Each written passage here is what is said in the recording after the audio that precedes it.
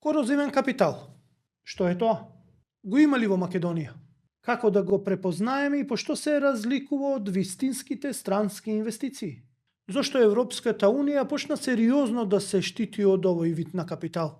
Дали Македонија воопшто се подготвува да се заштити? За ова во новата епизода на подкастот Каде се парите со мене Горан Теменугов. Ако сакате да разберете како капиталот може да влијае врз институциите и државите, гледајте не. А ако сакате да сте како во денот на мрмотот и секојдневно да ги слушате истите вести и истите кавги, слободно скокнете не. Гледајте не.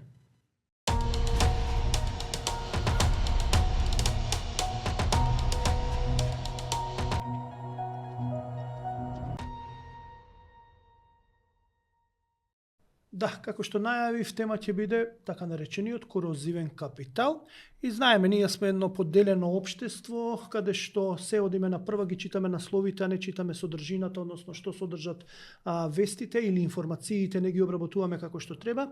И можеби оваква таа дефиниција ќе биде искористена за да се создаде некоја фама во јавноста дека секоја странска инвестиција можеби да е корозивна. Тука сме да објасниме што е на вистина што и дали овој капитал, корозивниот капитал, може да биде заради политичко влијание или да биде заради девастирање на институциите, уништување на институциите, за да можат тие компании што се со корозивен капитал да остваруваат екстра профити во Македонија. Но мора и да разграничиме што се оние здрави, пожелни инвестиции, од кои што во ова модерно време сите бркаме како држави за да ги привлечеме, за да дојдат, за да овозможат економски раст. Затоа што на глобално ниво сите бараат инвеститори. Тука овој подкаст ќе објасни што е разликата и дали во Македонија има ваков капитал и дали можеби тој се преточува во политичко влијание од земјите кои што од каде што потекнува таквиот капитал. Да не должам веќе повеќе, да ја најавам денешната гостинка, тоа е Ана Марија Велиновска од ИДСЦ, односно Институтот за демократија, многу попознат во јавноста како Институтот за демократија на Марко Трошановски. Мислам за да биде тоа, она што се вика лицето, гласот, иако вие сте голема екипа, таму работите, тука и Миша Поповиќ исто така, со кого имам соработувано во минатото, но генерално лицето и на целата институција е Трошановски, така го знаеме ние, оноа, кога ти кажат Институт за демократија, има многу институти за демократија, но кога ти кажат абе на Трошановски, тога знаеме кој се што се. Значи, добре дојде уште еднаш. Добре ве најдов, ви благодарам за поканата. Да, значи, ајде првен да разјасниме што е тоа корозивен капитал и како да биде разбрано тоа од пошироката јавност, бидејќи можеби да дојдеме во забуна дека секоја инвестиција странска можеби да биде корозивен капитал. Да, точно. Значи, корозивен капитал е релативно нов концепт и нов термин кој што се појавува пред неколку години од страна на Амерички центар за меѓународно јавно и приватно партнерство, предпријатие, извинете, така што тие на почетокот го поврзуваат корозивниот капитал со инвестиции кои што доаѓаат од Кина и Русија. Меѓутоа, подоцна оваа дефиниција добива свој облик и форма и се однесува на сите оние инвестиции кои што се суштински легални, значи формално легални инвестиции, меѓутоа кои што на некој начин може да продират во институциите онаму каде што тие се инвестираат или каде што тој капитал завршува. Тоа значи дека преку различни начини, нетранспарентни критериуми, преку кои тие влегуваат во земјата примач, тие може да извршат некакво влијание. Значи, не се работи за инвестиција која што влегува и веднаш уништува одреден сектор или така натаму, збориме за една долгорочна инвестиција која што може да има негативно влијание врз јавниот поредок на земјата каде што влегува. Сега доаѓаме до онаа прашање што е многу важно.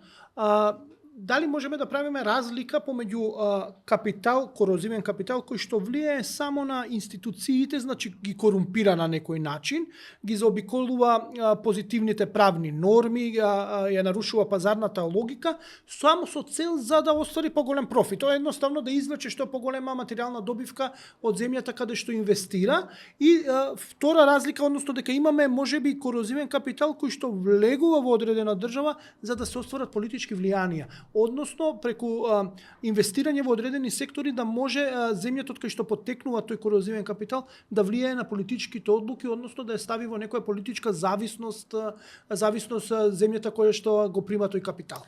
Да, значи можеме да во пракса можеме да разликуваме два вида на ваков корозивен капитал. Првиот оној што велиме дека ги искористува слабостите на институциите кои што веќе постојат за да може да оствари поголем профит од тоа што е планирано, или ги искористува институциите за да се прошири, да преземе цел еден сектор, да направи монопол во одредена земја, меѓутоа крајната цел да биде само одреден профит за таа компанија.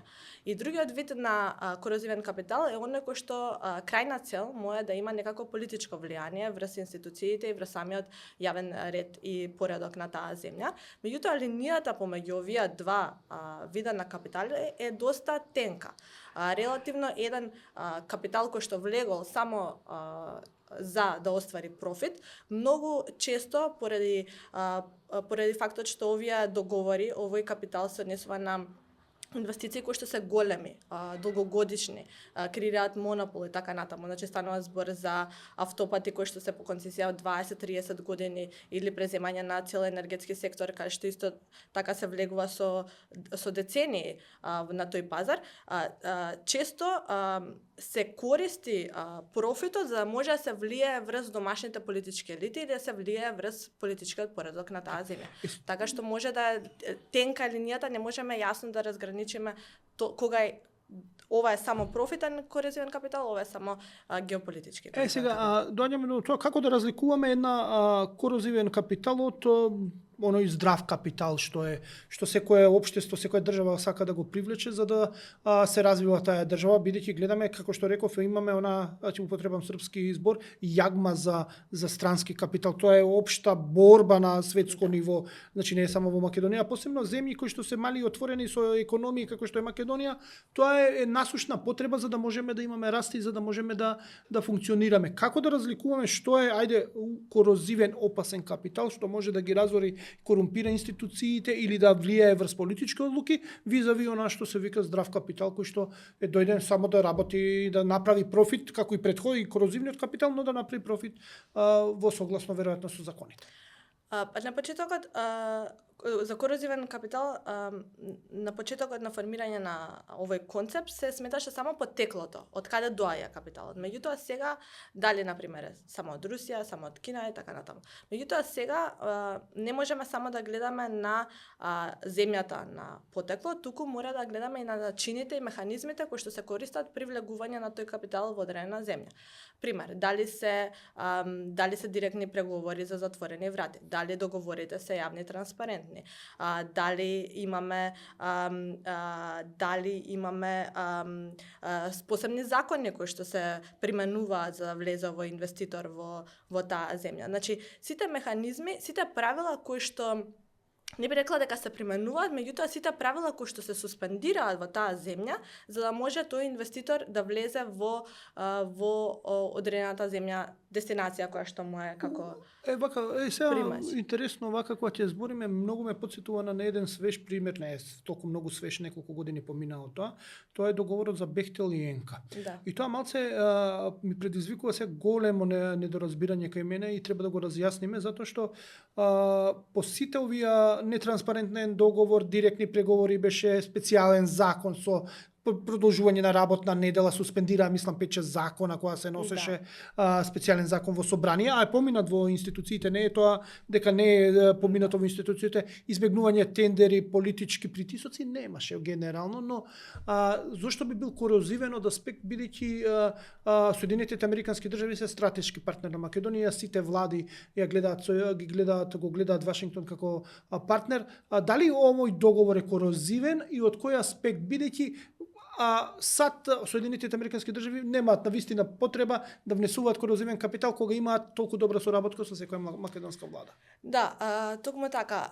Не е класичен пример на корозивен капитал, меѓутоа ги користи истите принципи кои што ги користат други инвестиции, кои што ги сметаме како класични примери. Например, законите кои што ги спомнавте, лек специјали за да влезе Бехтел и Енка, директни преговори, нетранспарентни, не беа објавени договорите до последна на финална фаза, се гласаше во собрание без да го имаат крајниот договор и така натаму. Меѓутоа не е капитал, директен капитал како инвестиција која што влегува во државата. Меѓутоа се користеа, се заобиколуваа сите оние правила кои што би требало да се користат и да се применуваат кога имаме ваков конзорциум кој што сака да влезе во државата. Меѓутоа тука корозивниот капитал не е секогаш јасно утврден, значи сега имаме класични примери на корозивен капитал, како што кажавте, во Македонија, на Балканот, ние сме ранливи демократи и тоа е можно да влегуваат такви капитали, меѓутоа со Бехтел и Јенка токму природата на тоа што доаѓа од пријателска земја со која што сме стратешки партнери, со која што сме целосно подредени со низината надворешна политика и така натаму. Токму тој пријателски однос можеби дозволи во тој момент да се заобиколат правилата кои што би требало да важат за... И сега, е корозивен или не е корозивен? Според нас ги има сите оние критериуми за тоа што е корозивен капитал. Така што да, меѓутоа тенка е границата, како што кажав, помеѓу легална инвестиција, корозивен капитал и директна корупција, која што е крајната, нелегална фаза Тоа е многу збунувачки, како тоа ќе зборуваме како се претвара ваквиот корозивен капитал во политичко дејствување, тоа мора да има некоја шема, но ние ќе го зборуваме понатаму во подкастот. Морам да се задржам на овој дел уште малце, бидејќи го спомнавме Бехтел Енка, има елемент, значи корозивен капитал, но многу во јавноста беше спорен унгарскиот кредит. Да. Ние земавме 500 плюс 500 милиона евра, при што тој кредит, нели, имаше теории, сега нешто се актуализира, дека кинески пари се преку унгарската влада на Орбан се пренасочени во Македонија, но доаѓаме до клучното прашање. Тука имаме јасно дефинирано кај се користи, за кои јавни добра и за буџетска поддршка, имаме за компании, за општини.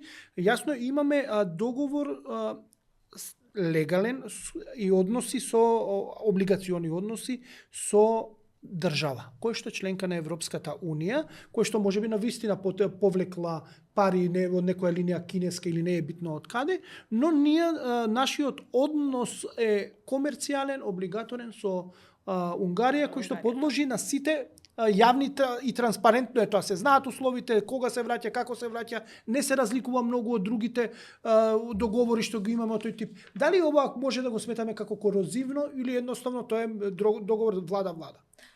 Не би можеле кредит да сметаме како корозивен капитал, тоа дефинитивно, меѓутоа сите оние инвестиции понатаму кои што би влегувале и со парите кои што би се исплаќале ако доаѓаат од страна на унгарскиот кредит, тогаш тие може да се сметат како засебни случаи на ваков корозивен капитал. Меѓутоа кредит како кредит не би можел да влезе во дефиницијата за корозивен капитал. Со тоа што ги спомнавте government to government договорите, честопати во нашите истражувања и општо во теоријата за корозивен капитал, government to government договорите се еден прозорец за отварање на корозивни капитали, бидејќи најчесто ги заобиколуваат повторно, се работи за директни преговори, за затворени врати, ослободување од даноци, ослободување од некакви давачки или какви да има правила во моментот на таа држава. Да, овој кредит овде, ова мислам дека генерално не можеме да сметаме дека со тоа се поттикнува корозивен капитал. Не можеме, значи сега доаѓаме до моментот како да го разграничиме што е здрава инвестиција, значи да го разграничиме моментот и дали бидејќи реков она што ние што следиме економија одма би рекле од кај најдовте сега со корозивен капитал да се бавите со вакви дефиниции кога сите бараме инвестиции, сите сакаме, а вака како што го толкуваме се можеме да вметнеме во таа дефиниција за корозивен капитал. Има ли некорозивна инвестиции, кои се тие? Да, секако дека има. Значи најголем дел од инвестициите се некорозивни инвестиции. Всушност во Европската унија, која што има механизми за заштита, за кои што ќе зборуваме секако од вакви капитали, само 1% од инвестициите кои што влегуваат на годишно ниво се дава препорака да не влезат. Значи, најголем дел од инвестициите се здрави и корисни за... Кои се тие здрави и корисни? Значи, секоја една инвестиција која што го зајакнува економскиот развој, ги зајакнува институциите, ги следи правилата и процедурите на таа земја каде што сака да инвестира, се смета за здрава и корисна инвестиција. Тоа што е важно е дека ние како мала економија не смееме да се затвориме од инвестиции заради тоа што постојат корозивни инвестиции некаде или таму некаде во светот кои што би можеле да навлезат во нашата земја, бидејќи ние сме зависни од инвестиции. Исто како што и поширокиот Балкан, нели? Секако се работи за земји во развој кои што треба да се развиваат благодарејќи на тие инвестиции кои што доаѓаат. Така што не можеме да кажеме целосно еве ние сега се затвараме, бидејќи постојат корозивни инвестиции кои што може да ни навлезат во јавниот поредок. Меѓутоа, треба да внимаваме на владењето на правото и безбедноста на долг рок. Така.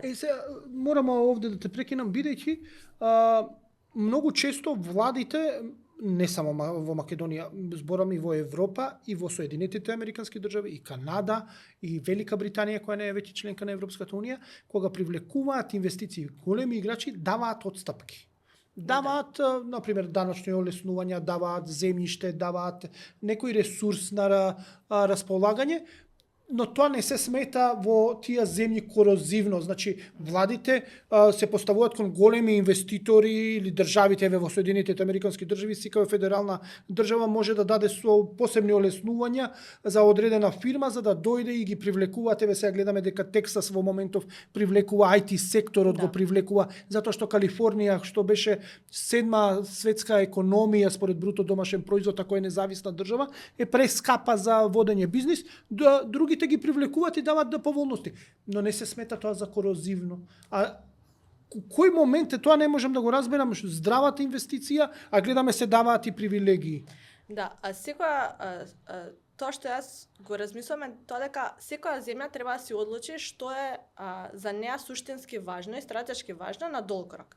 Дали се тоа одредени сектори кои што ние сакаме да ги заштитиме, кои што знаеме дека за 20, 30, 50 години од сега би ни биле исклучително важни. Дали тоа е критична инфраструктура, дали тоа е угостителство, дали тоа се медиуми, значи земјоделство за нас е исклучително важно. Значи ние мораме да одлучиме кои ни се црвените линии кои што ги подвлекуваме во однос на секторите кои што сакаме да ги заштитиме, за да знаеме кои инвестиции не дека не треба да влезат или не треба да им дадеме даночни ослободувања, меѓутоа кои инвестиции треба да можеби да поминат дополнителни филтри или дополнителни проверки за да знаеме дека е здраво и корисно да влезат во нашата земја и дека би направиле донеле повеќе бенефити од тоа што би направиле штета на долг рок.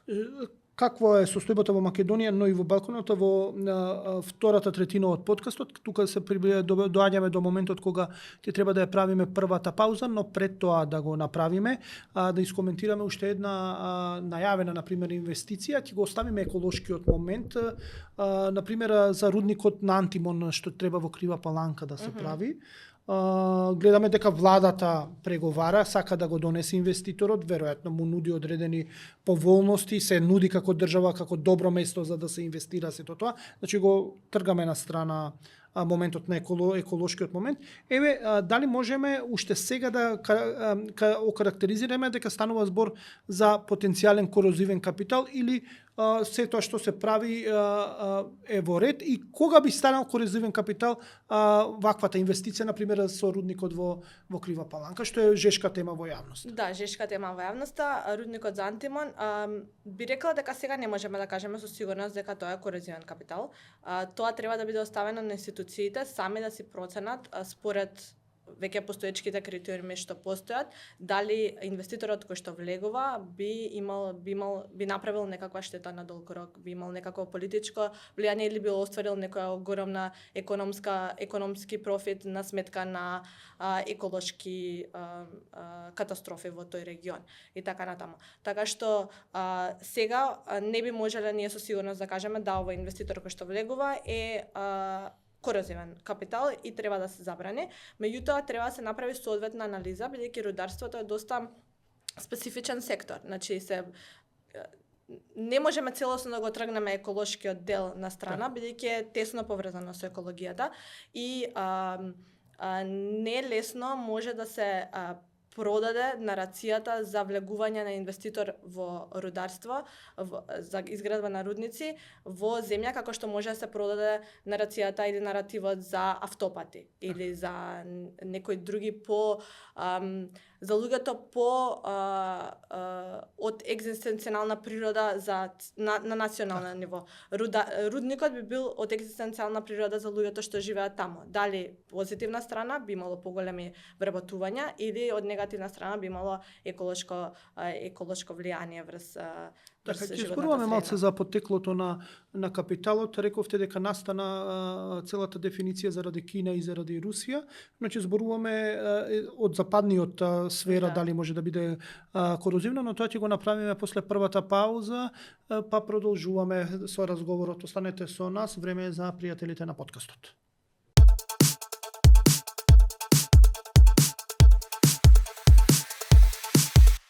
Животот е сладок и луд, кога јадеш луп, ајде пробај луп. Овој свет се врти во круг, ајде биди среќен во добар муд. Нема друг таков вкус, нема друг таков вкус како животот е сладок и луд, кога јадеш луп, ајде пробај луп. Влези во сладок луп, отсега и со нов вкус. Лимон. Кека. Ке сакаш уште. Витаминка.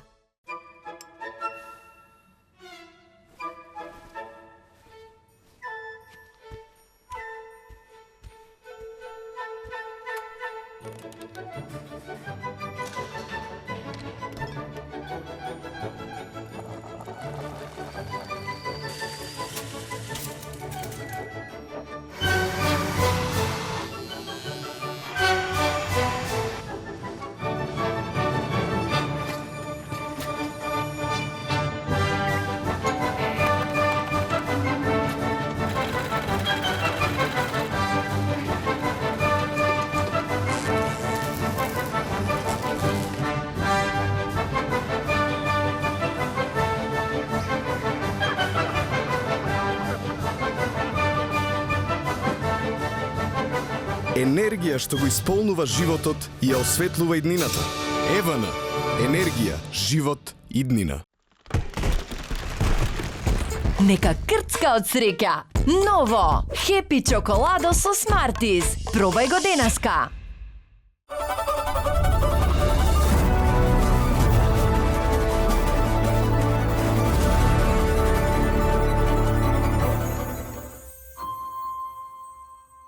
Да, продолжуваме со подкастот. Гостинка Ана Марија Велиновска од Институтот за демократија, со која разговараме за корозивен капитал. Се надевам дека ви стана малце појасно за што станува збор и дека регионот, Македонија регионот, но и целата светска економија може да биде изложена на ваков тип на капитал кој што може да влијае врз здравите односи внатрешни во државата, односно може да се претвори во политичко влијание. Сега доаѓаме до моментот неколку прашања што се важни. Првин, дали во Македонија има корозивен капитал? Имаме примери на корозивен капитал. Започнувајќи со меѓутоа и претходно, меѓутоа најкласичниот пример кој што се спомнува, кој што е профитен корозивен капитал се автопатите, кинеските автопати или Синохидро, кои што се влезени со лекс специјалис, со суспендирање на законот за јавни набавки, со директни преговори, без тендери и така натаму, и кои што создадоа економска зависност на Македонија од трета земја. Значи, креира долг кој што е деценијски долг, така што по сите критериуми станува збор за корозивен капитал кој што целта му била да оствари екстремно голем профит, бидејќи како што знаеме, како што истражувањата покажуваат, за автопатот се наплаќало 4 пати повеќе од тоа што Синохидро наплаќало на неговите подизведувачи. Така што тој автопат не чини нас екстремно. Да, мислам дека 800 милиона евра до овој Да. момент. Требаше 400 и нешто да биде се 800 милиона за да се заврши и тоа ќе се заврши наредната година 2027 се продолжи баш пред некој ден се се продолжи продолжи, рогот. да. Буквално се продолжи, мислам тоа е нешто приказна која никогаш не застарува тој автопат кога ќе го извозиме цел од Кичево до Охрид, мислам дека ќе се препородиме и ќе славиме и не знам што ќе биде какво оро треба да изиграме, но рековме тука е за екстра профит. Но кога ова корозивен капитал како што е кинескиот што влегол во државава преку владата тогашна, кога станува можност за политичко влијание? Не секогаш не се претвара во политичко влијание. Дали имаме ние забележано дека во Македонија има корозивен капитал кој што сака да прерасне и во политичко влијание? Точно, не секогаш прераснува во политичко влијание, меѓутоа самото искористување на слабоста на институциите е некаков вид на политичко влијание, бидејќи корозивниот капитал не се појавува, не е само надворешен корозивен капитал. Значи, за да тој влезе во одредена земја, треба да има домашни политички актери кои што ќе го примат и кои што ќе ги ослободат тие и ќе го направат патот слободен за тој корозивен Или слаби капитал. институции у суштина. Или слаби институции, да. Така што влегувањето преку сите тие занемарувања на правилата е некакво директно политичко влијание. Кога се претвара во директно политичко влијание е во моментот кога ние ќе станеме зависни од тој капитал. Значи немаме друга опција за автопатите, немаме друга опција за енергетскиот сектор, за рудникот и така натаму. И ние стануваме зависни од капиталот кој што влегол во нас и цената да кажеме не на тој капитал станува превисока. Значи, доколку влезе, например, руска инвестиција во одреден критичен сектор за Македонија, например, имаме класична руска инвестиција во Македонија, ТЕТО, во енергетскиот сектор, топлификација Скопје, што има преземено. Значи, влегува руска инвестиција, користи еден енергетски сектор и дел од градот или цел град е зависен од топлинска и електрична енергија од таа руска инвестиција. Доколку стане ред ние да ставиме одредени санкции на Русија, што за сега не се случило, меѓутоа, например, на надворешната политика ние сме целосно прилагодени кон таа на Европската унија и ставаме санкции. Изјава на Муцунски пред некој ден беше дека 100% сме согласени со надворешната и безбедносната политика. Тоа не е само изјава, тоа е и од Европската унија во редовните годишни извештаи кои што дајат од Европската комисија. Да, тоа е факт, мислам, така не е лично мислење на министерот, туку тоа е факт што го кажа, што ми го изнесе министерот. Значи, реално се отвара можноста дека рускиот капитал ќе каже добро, ние сега ќе се повлечеме, вие ќе останете без струја и топлинска енергија во главниот град, заради тоа што введувате санкции. Значи, слободата на која што ја има државата за да реагира на одредени надворешни фактори или така натаму, може да биде оневозможена заради тоа што имаме огромна инвестиција од која што ние сме зависни. Така. И капитал од кој што ние сме зависни. Меѓутоа, Македонија има доста примери кои што можеме да ги разгледуваме дали се корозивни, дали не се. Го спомнав ТЕТО пример. Го спомнавме рудникот во Крива Паланка, меѓутоа друг пример не е рудникот Југохром. Југофабрика не е Југохром, туку Југохром е фабриката за преработка. Фабриката, да, заедно. Така. Да. Значи, Југохром имаше истражувања кои што покажа дека крајниот собственик на инвестицијата е руски олигарх кој што влегува на пазарот преку неколку офшор компании кои што завршуваат со адреса на британските девствени острови и така натаму, така што значи имаме неколку примери низ државата кои што може да ни укажат на корозивен капитал, меѓутоа сепак не сме земја, не сме Црна Гора која што со бар болјаре автопатите направи целосно зависност од кинеските пари, која што мораше да бара пари од Европската унија за да не влезе во екзистенцијална финансиска криза, ниту пак сме Србија која што е зависна од руски газ и така натаму. Значи, не сме премногу изложени, би рекла, на корозивен капитал како што би можеле Не сме интересни или едноставно сепак бидејќи иако на прв поглед изгледа дека нашите институции се слаби, нефункционални, сепак во некои делови, на пример кон Европската унија усогласување, па и соработка, рековме, стратешки партнери со Соединетите американски држави, не сме така наивни во поглед да не ги почитуваме и да не ги спроведуваме. Можеби да сме наивни или лошо да работиме во други сектори, но кога зборуваме за безбедносни политики, членка сме на НАТО, плюс тоа да не заборавиме, безбедносни и надворешна политика на овие земји, ние сме крајно усогласени. У суштина дека институциите можеби има начин да се заштитиме од ваков директен корозивен капитал, бидејќи рековте дека во регионот постои. Да, во регионот постои, има начини како да се заштитиме од тој корозивен капитал, меѓутоа дали не сме интересни, не би можела искрено да кажам. Ние сме сепак мала економија, немаме премногу инвестиции на годишно ниво, така што можеби не сме интересни, сепак може треба да работиме на привлекување на инвестиции, па така би имале повеќе шанса да ги филтрираме оние кои што не би сакале да ги примеме. Меѓутоа, дефинитивно привлекувањето на инвестиции и нивното филтрирање создава конфликт на интерес за нашите институции и тоа е дополнителна задача на капацитетите на институциите кои што би ги имале. Ќе се вратиме малце на странското влијание, дали може да го преточат преку корозивниот капитал во политичко влијание во Македонија и во регионот, но нешто остана како да лебди во воздухот. Дали ако доаѓа на пример инвестиција од Велика Британија, ја земав како пример, не мора од Франција, нека биде од Шпанија, доаѓа во Македонија, може ли да прерасне во корозивен капитал од политички аспект? Не зборуваме за екстра профит, веројатно за екстра профит би можело да порасне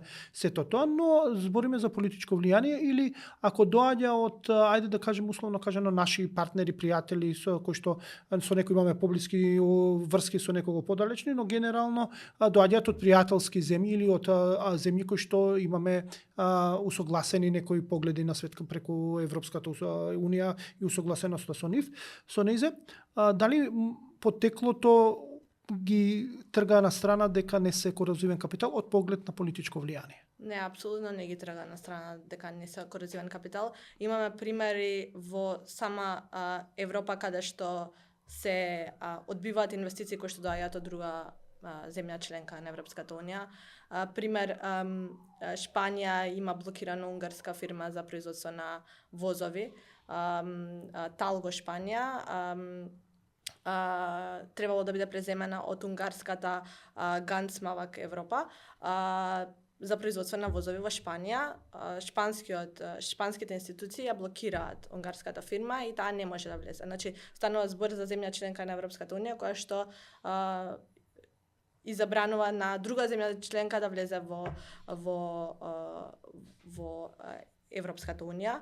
Меѓутоа имаме примери на земји кои што ги сметаме за демократски, како Канада. Франција, на пример, има не и дозволила на канадска фирма за супермаркети да влезе да откупи поголем ланец на супермаркети во Франција. Значи не е потеклото на инвестицијата не е единствен презнак. Добро, дали е тука чисто економски интерес, не сака да дозволат странец да им биде да остварува профит или дека е преголем, или се плашат од политичко влијание. Сега зборуваме за политичко влијание. Може ли, ако доаѓа, Канада, што би имала политичко влијание врз Франција? Би го искористила, го оцениле дека може да влијае врз политиките во Франција? Не, меѓутоа Франција оценила, например, дека супермаркетите се од суштинско значење за екзистенцијата на нивните граѓани. Доколку ти влезе една фирма и ги откупи сите супермаркети во земјата, ги изголеми цените масовно, тогаш создаваш ризик по здравјето, по исхраната, по екзистенцијата на луѓето. Така што тоа е од стратешко значење за државата во која што влегува. Затоа е важно дека тие корозивни капитали не треба да влезат во секторите кои што се од стратешко значење на државата, бидејќи тогаш стануваме зависни или заложници на таа инвестиција која што влега во државата. И тоа се преточува во можеби некој вид на не би рекла приперки, туку на продажба, на балансирање помеѓу институциите и инвеститорот, па се прават отстапки, па еве поголеми цени, еве помали цени, така натаму, за подоцна, и сето тоа на некој начин е политичко влијание кое што удира директно по институциите. Како станува тој економско корозивен капитал политичко влијание? Дали сте истражиле која е алатката, начинот тоа да се преточи во влијание?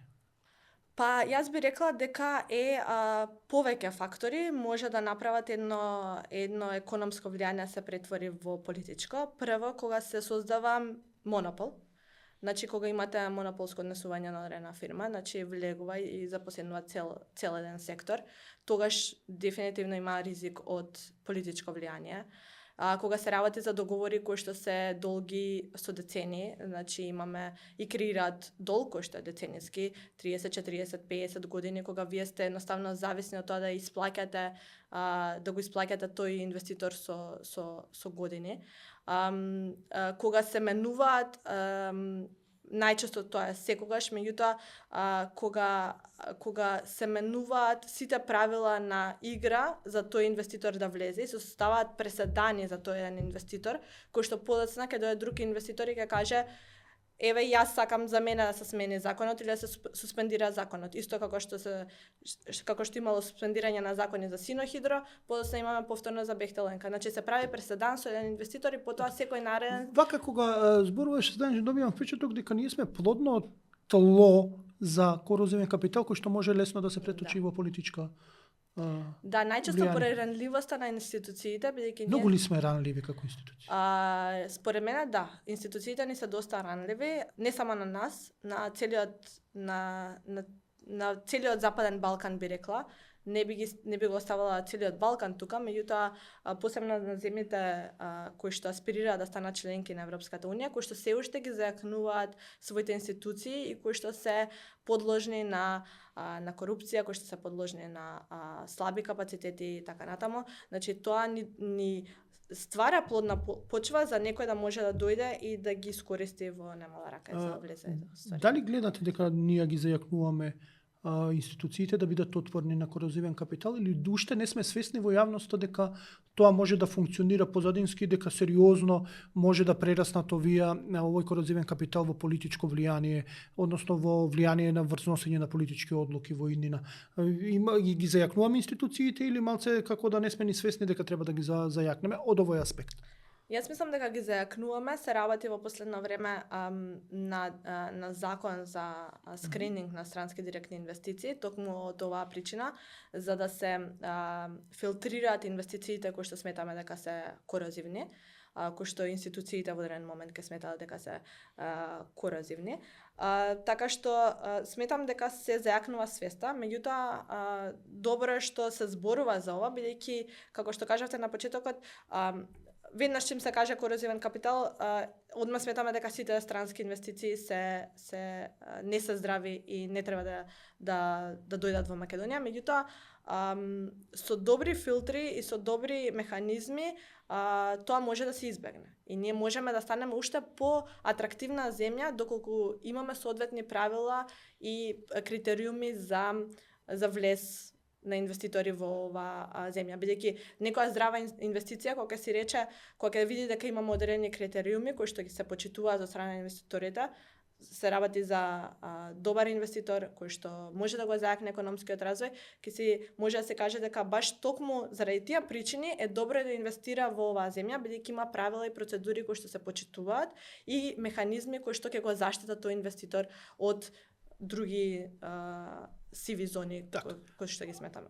Пред втората пауза, ајде да те прашам нешто од скала на 1 до 10, кај што 10 е најдобро, 1 е најлошо. Колку нашите институции се отпорени на корозивен капитал, односно корозивниот капитал да може да прерасне во политичко влијание? Која оценка би дала за нашите институции од 1 до 10, кај што 1 е најслабо? Тоа е доста тешко прашање. Не знам, би рекла дека ние сме некаде дипломатски би било кажано средина, меѓутоа мислам дека сме се уште на долниот дел од таа скала, некаде околу 4-5, дека ние сепак треба уште да работиме за отпорноста на нашите институции, меѓутоа и на политичката свест кај нашите домашни политички елити, кои што можеби во ваквите инвестиции гледаат можност за свој профит, или начин како да донесат некој инвеститор кој што е до нив близок, при тоа да ги занемарат правилата за влез на таа инвестиција во државата, бидејќи како што кажав, еден од нашите клучни заклучоци од едно неодамнашно истражување кое што го правиме е дека корозивниот капитал е копродуциран, значи не е нешто што е само увезано од странство, туку е е капитал кој што мора да најде на домашен политички актер кој што ќе го прими и ќе му го отвори патот да влез.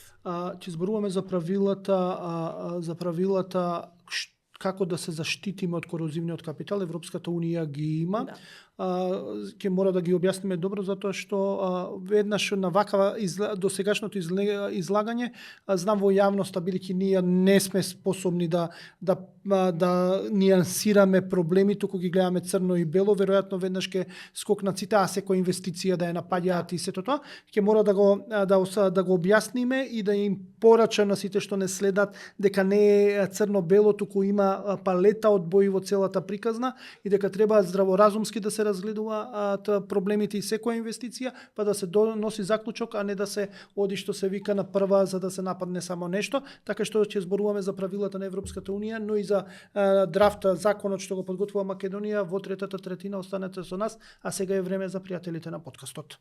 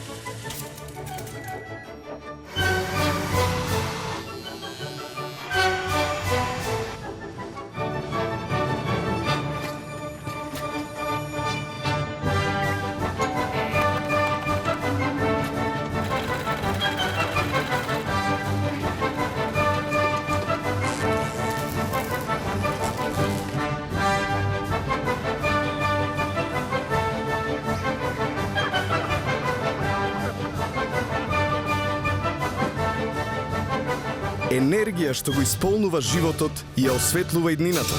Евана. Енергија, живот, иднина.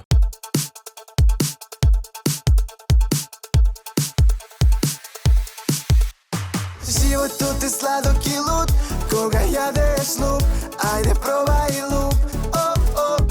Овој свет се врти во круг, ајде биди среќен во добар муд. Нема друг таков вкус, нема друг таков вкус како животот е сладок и луд, кога јадеш луп, ајде пробај луп, ајде пробај луп. Влези во сладок луп, од сега и со нов вкус. Лимон. Кейкап. Ке сакаш уште. Витаминка. Да, зборуваме во подкастов со Ана Марија Велиновска од Институтот за демократија, зборувавме за корозивен капитал, зборувавме малце начнавме дека го има и во Македонија, но не толку многу, но нашите институции се слаби и подложни на влијанија, не толку многу во однос, например, на регионот, например Србија и Црна Гора, каде што има поизразен корозивен капитал, но и Македонија имаше неколку случаи, ги анализиравме, така што не сме безбедни од овој корозивен капитал и да појаснивме дека инвестициите по правило, по дефолт не се корозивни, туку има одредени корозивни и тоа се помалиот дел, а инвестициите во економијата се добре дојдени, за да немаме недоразбирање во јавноста околу инвестициите и привлекувањето на инвестициите што го прават државите и владите. Но доаѓаме до финале на овој подкаст, кажавме дека сме што се вика тенкоплетени во поглед на можноста да издржиме нападот корозивен капитал. Институциите не ни се на завидно ниво. Во одредени сектори можеме да кажеме дека сме добри, тоа е усогласеноста, безбедносна и надворешна политика со Европската унија, но тоа е премалце за да спречиме влегување на корозивен капитал кој што може подоцна и да се прерасне во политичко влијание. Како да се заштитиме како држава, што преземаме во овој момент, значи на национално ниво, и што се презема во Европската унија, а ние сакаме да бидеме усогласени со Европската унија, бидејќи тоа не е и целта да бидеме член од оваа унија, што се презема таму за да се спречи влез на корозивен капитал и можноста парите да се преточат во политичко влијание. Да, значи ние како земја кандидат за членство во Европската унија треба целосно да го согласиме нашето законодавство со законодавството на Европската унија. Мислам дека тоа е доста познато. Меѓутоа, од 2019 година Европската унија воведува една нова регулатива, значи овој концепт е доста нов и за нив. Станува збор за механизам за скрининг на странски директни инвестиции. Некои земји од Европската унија и пред 2019 година имаат своји национални механизми за скрининг на странски директни инвестиции. Други земји, општо вака глобално, Соединените американски држави имаат дури од 50-тите години од минатиот век, Јапонија исто така, значи не е концепт кој што е нов. Така што во 2019 година Европската унија одлучува дека ќе направи регулатива за сите своји земји членки, меѓутоа таа регулатива во тој момент не е заложителна. Значи не секоја земја членка е заложително да има ваков национален механизам. Што значи овој механизам? Всушност, кога одредена инвестиција влегува во одредена земја, во неколку сектори, не збориме за сите инвестиции, не збориме за сите сектори, кога влегува во неколку сектори, треба да помине низ дополнителни проверки за да се утврди дека таа инвестиција би била здрава и не би имала на долг рок негативно влијание врз земјата во која што влегува. Така што ние како земја кандидат треба да го согласиме и нашето законодавство во однос на оваа регулатива, која што беше апдейтирана пред само 2 години, кога стана заложително сите земји членки да имаат ваков национален механизам, бидејќи се утврди дека доколку една инвестиција влезе во земја членка кај што нема национален механизам, тогаш многу лесно преку единствениот пазар на Европската унија може да влезе во другите земји на Европската унија, така што тој беше некој прозор што даваше можност на тие инвестиции да влезат во тој момент во Европската унија. Така што ние, бидејќи до сега не сме имале ваква регулатива, имало одредени ставки само во одбраната за доколку влезат некои инвестиции, меѓутоа не било тоа на ниво на механизам за нашата земја. Поради тоа ние треба да направиме закон кој што би вовел ваков механизам за скрининг на странски директни инвестиции. Тој се прави? Тој моментално е нацрт закон, би требало да биде изготвен во текот на оваа година, би рекла. Започна овој закон започна да се изработува уште неколку години наназад, значи со една поширока работна група во која што беа вклучени и бизнисите, и стопанските комори, институциите и граѓанскиот сектор. Прво, бидејќи ова е доста непозната тема, за да се појасни што значи корозивен капитал, што е здрава инвестиција, зошто треба да ги филтрираме, бидејќи се поставува прашањето, како што веќе го зборувавме, како ние во истовремено и да привлекуваме инвестиции, а и да ги филтрираме тие инвестиции. Така што е многу важно да се одржува тој баланс и да се стават граници на тоа што е суштински важно за Македонија, за да може тие инвестиции да влегуваат низ тој механизам на филтрирање на инвестициите.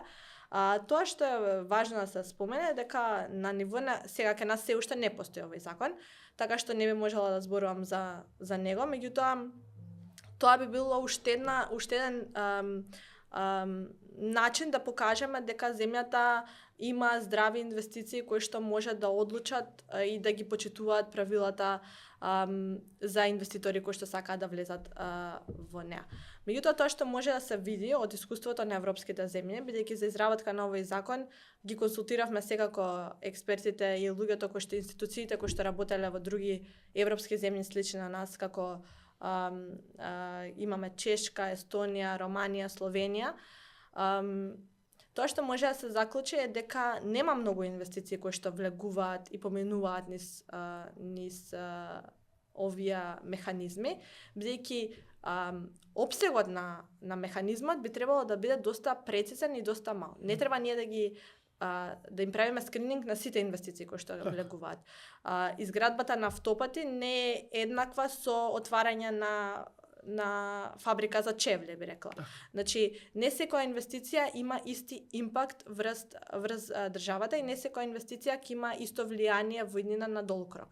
Така што најпрво, најважно за државата е да одлучи кои сектори ќе рече дека се од суштинско и стратешко значење за државата, за да можеме токму само инвеститорите во тие сектори не да ги враќаме назад, туку само да побараме дополнителни информации за да видиме дали тие ќе бидат соодветни за нашата држава.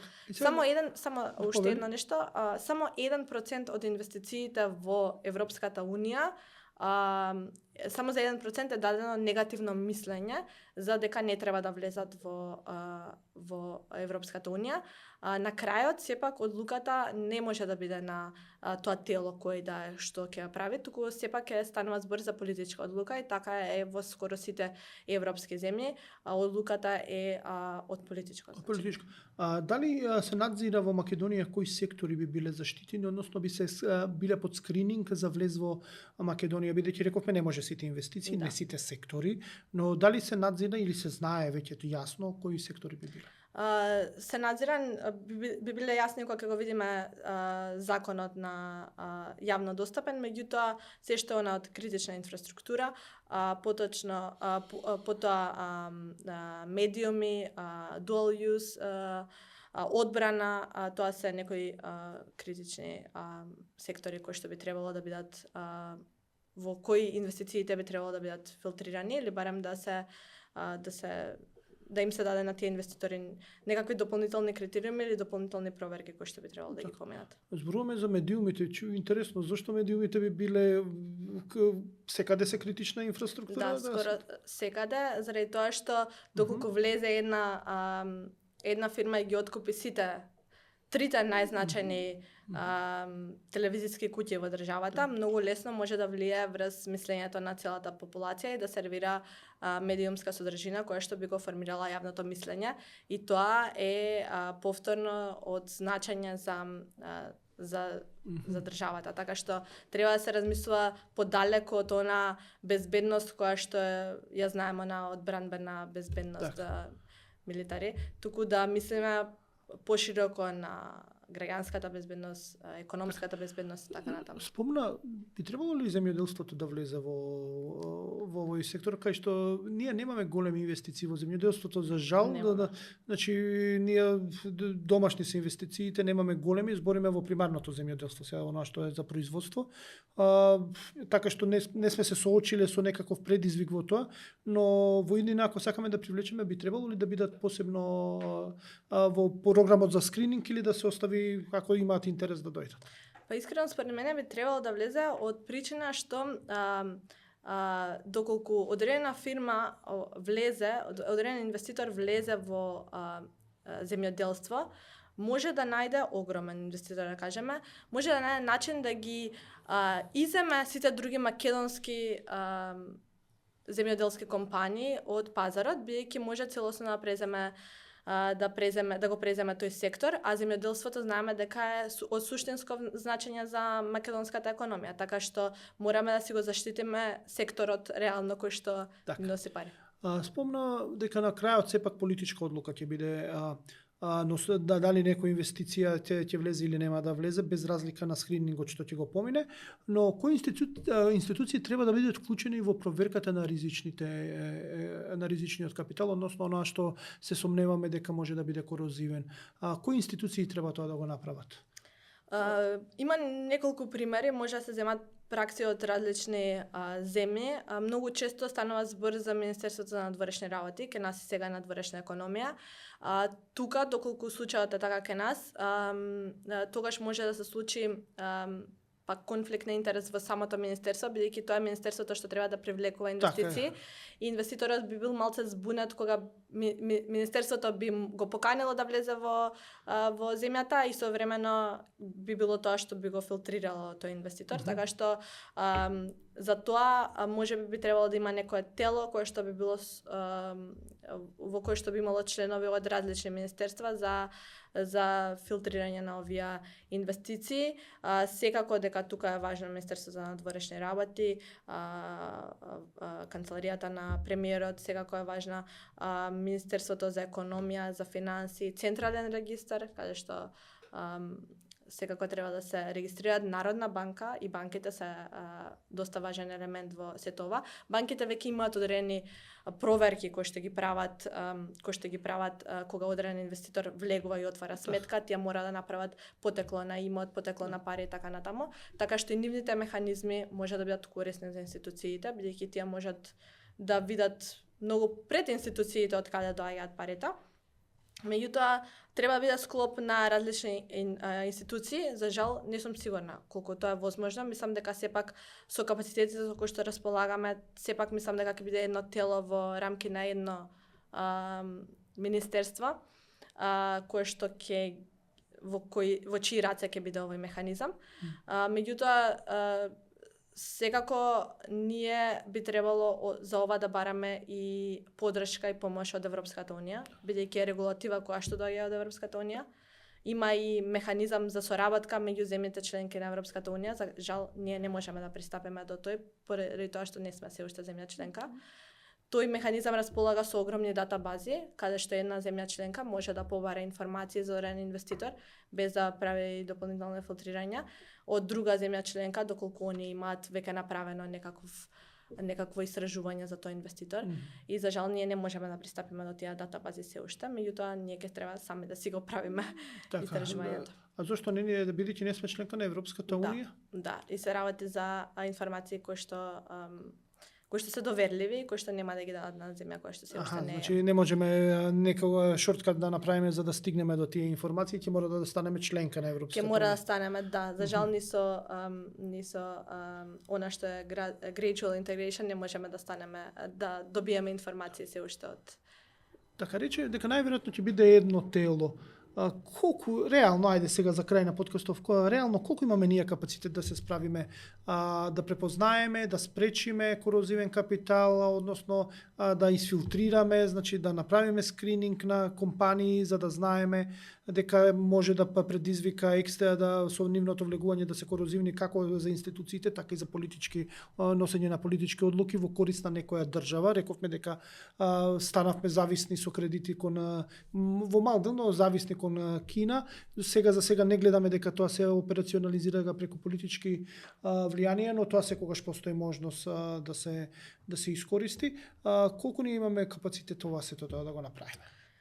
Може би немаме, веројатно и немаме, меѓутоа тоа не треба да не биде изговор да не го правиме, бидејќи често пати слушам дека изговор не е дека немаме капацитети за да спроведеме одредени реформи и за жал искрено мислам дека тоа не треба да биде изговор повеќе на ниту една влада која што ќе дојде во Македонија, заради тоа што доколку немаме капацитети треба истите да ги изградиме. Искрено ова е сосема нова работа, ова е нова на ниво на Европската унија, па капацитетите се граделе отом потом, што би рекле. Така што и ние треба да ги градиме овие капацитети како што доаѓаат. Мислам дека веќе има соодветна група на луѓе во институциите кои што работеа на овој закон, кои што се добро запознаени со законот и нивните капацитети можат целосно се искористат за тоа тело. така што доколку нема капацитети, тогаш треба да се пружи рака кон бизнисите, кон граѓанскиот сектор, кон академијата, кон сите оние кои што можеби имале познавања од темата. Меѓутоа, не смееме да дозволиме да стане уште една точка за која што викаме дека немаме капацитети за да ја исполниме. Бидејќи на долг рок, како што кажав, мора да размислиме, веќе не економскиот развој не е единствената нишка на која што треба да размислуваме. Треба да размислуваме малце на безбедноста и на заштитата на јавниот поредок и мир. Има ли политичка волја за да се спроведе еден ваков закон, односно да се донесе и спроведе и да се филтрираат странските инвестиции? За сега гледаме политичка волја дека има политичка волја да се донесе законот. Ќе видиме, времето останува да покаже дали политичката волја ќе остане во текот на имплементација на овој закон. Тоа е доста важно. Може да се донесе закон, меѓутоа никогаш да не се формира овој механизам. Или уште пострашно би било да се донесе да се формира механизмот и подоцна работи на начини кои што се корумпирани и Че дозволуваат влез на ваков капитал. Да, и би биле искористени во сосема погрешни цели и спротивно за тоа што би бил наменет. Искрено, тоа може да оди на двете страни. Не би може да бидеме сигурни како тоа ќе се одвива. Останува да видиме. За сега гледаме политичка волја да се донесе. Не само ке нас, туку и во регионот. Веќе и Косово, и Црна Гора, и Албанија работат на тоа. За Албанија е еден од завршена бенчмарк за поглавието за надворешни односи, поглавието 30. За нас се уште ние не сме започнале со отварање на поглавијата, меѓутоа доколку се завршиме таа обврска, тоа е супер, меѓутоа имплементацијата е исто така доста важна и ќе видиме како така се одвива. Ако донесеме законот, ќе ни рече ли Европска унија браво и ќе имаме некој корис од тоа или само ќе биде уште едно согласување од кој што нема да имаме никаков ќар? Додека не влеземе во Европската унија сега. Да, за жал не е дел би рекла, ако е дел од реформската агенда, можеби ќе добиеме некакви пари за тоа, меѓутоа не, веројатно ќе бидеме само согласени со нивната регулатива и тоа е тоа. Тоа ќе биде полесно после кога ќе влеземе, ако влеземе во преговори. Ако влеземе во преговори, така. Да. Ана Марија Велиновска беше во подкастов. Ти благодарам што дојде. Благодарам на поканата. Зборевме за корозивен капитал, се надевам ви разјаснивме да знаете што е што и да можете да судите врз основа на она што го гледате во медиумите, кој има тенденција да прерасне во корозивен или има потенцијал или е корозивен капитал, а што е здрава инвестиција, а